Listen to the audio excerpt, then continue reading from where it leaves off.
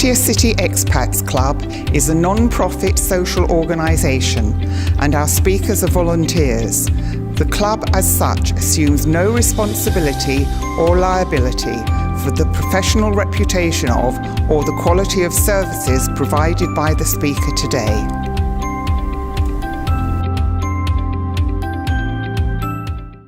G'day and Swaddy Carb. Well, today I am privileged to be here with Tasana, a truly amazing violinist, and his violin. And firstly, I need to apologise to you. Okay, can I make an apology?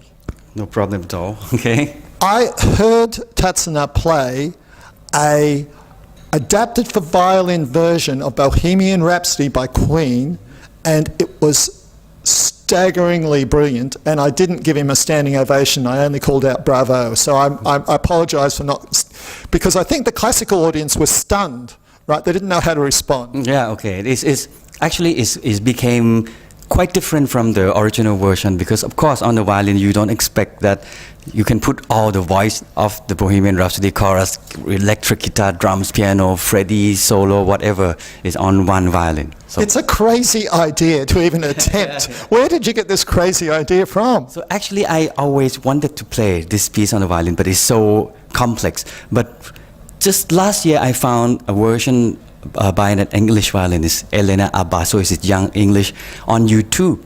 So I contacted her, and luckily the music was available online. So I bought the part and I adapt something that fit into my hands and just played it this year. So you are privileged. You can go and you can hear him play this 6-minute version adapted for violin of Bohemian Rhapsody, and it really is a stunning technical achievement. It's so technically difficult because you keep having to change your technique from these radical changes in the music. So the violin is simply a melodic instrument. You play like a singer, one voice, but suddenly you have to put, like I said, the whole chorus and rhythm section and electric guitar on at the same time, let's say. Yeah. So you need how many fingers? I hear a little silhouette of a man pizzicato. Yeah. So it's like, so all those guitar solos. Oh my Buddha! I cannot tell you how is it as technically difficult as anything you've done? Yeah, it's not at all easy, and it's in the uncomfortable key for the violins. It's in E flat major, which is the original one which Freddie wrote. So actually I had a great time learning it, and actually I love playing it any time. Well, you're very privileged that you can hear it today, because it is really a technical masterpiece. And also, of course, some Beethoven. Yeah, I'm here in Pattaya for a week for the summer school. Every year we have done this for the 15th year this time, and we produced one final concert in Pattaya at Tiffany Theatre on Sunday, April 6th at 11 a.m. So that's another incredibly challenging work. That's why I put together in my talk like how Bohemian Rhapsody became a groundbreaking in the 70s, and which Beethoven did the same thing 200 years ago. Because it's got obviously it's got some classical music parts in Bohemian Rhapsody. Yeah, I will begin my talk about this classical or non-classical music, because at 200 years ago when Beethoven wrote the symphony, it didn't really call classical music. Yeah. It's almost like producing a new rock album. And actually the feeling of the Eroica Symphony is incredibly like a rock music concert. Yeah, well, I always say that Beethoven audiences are different from any other classical music audiences. Could be. I mean, he has some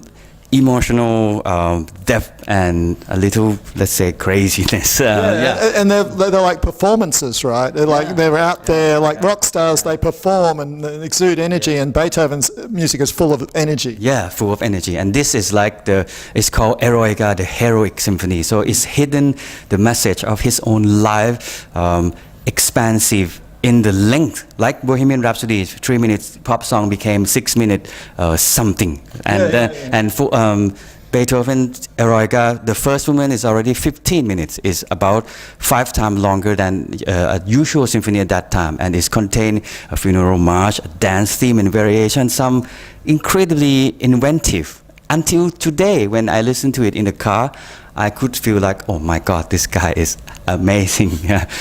So two amazing artists and visionary composers today in Beethoven and Freddie Mercury. Yes. I remember when I bought that album and I just about wore it out playing it. It was such an amazing album and so huge in Australia.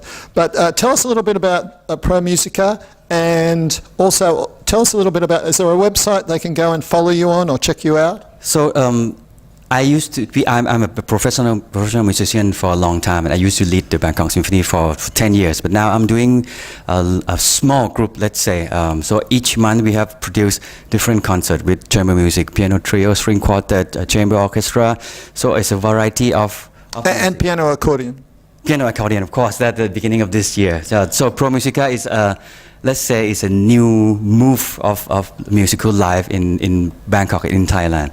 So different from any other group. So we don't even call ourselves a classical group anymore, because we are trying different way to present different music.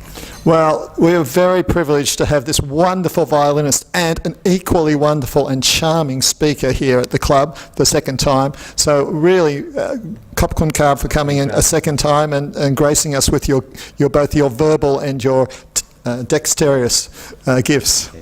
My pleasure. Thank you. And for now, it's goodbye and Swati Kab, and you really got to check out this guy doing Bohemian Rhapsody on solo violin. It's unbelievable.